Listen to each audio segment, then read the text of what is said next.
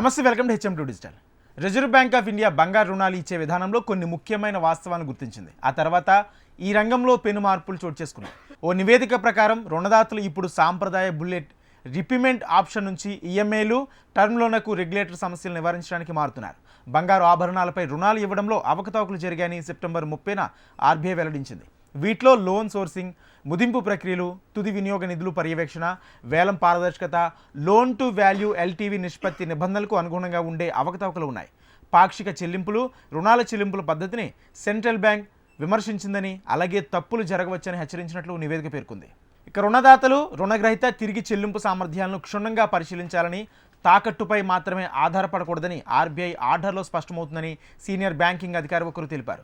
ప్రస్తుత గోల్డ్ లోన్లు ప్రధానంగా బుల్లెట్ రిపేమెంట్ మోడల్ను అనుసరిస్తున్నాయి. ఇక్కడ రుణగ్రహీత రుణం ముదింపులో మొత్తం అసలు వడ్డీని చెల్లిస్తాడు. ప్రత్యామ్నాయంగా పదవీ కాలంలో పాక్షిక చెల్లింపు అంగీకరించబడుతుంది.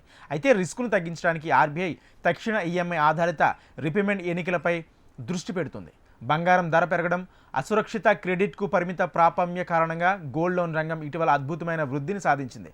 క్రిసిల్ ప్రకారం ఈ ఏడాది ఏప్రిల్, ఆగస్టు మధ్య బంగారంపై బ్యాంకులు జారీ చేసిన రిటైల్ రుణాలు 37% పెరిగాయి. నివేదిక ప్రకారం బంగారు రుణాలపై దృష్టి సారించిన ఎన్బీఎఫ్సి 2024-25 ఆర్థిక సంవత్సరం మొదటి త్రైమాసికంలో నిర్వహణలో ఉన్న ఆస్తులను 11% పెంచుతుంది. సెప్టెంబర్ 30 నాటికి బంగారం తాకట్టుపై బ్యాంకులు ఇచ్చిన రుణాలు 1.4 లక్షల కోట్లకు చేరుకున్నాయని, ఇది వార్షిక ప్రతిపాదికన 51% పెరిగిందని నివేదిక పేర్కొంది. ఆర్బీఐ నిబంధనలను కఠినతరం చేస్తే ఈ వృద్ధి ఆగిపోవచ్చని, లేదా రుణదాతలు అదనపు రిస్కుకు దూరంగా ఉండకుండా జాగ్రత్త పడతారని శాస్త్రవేత్తలు భావిస్తున్నారు.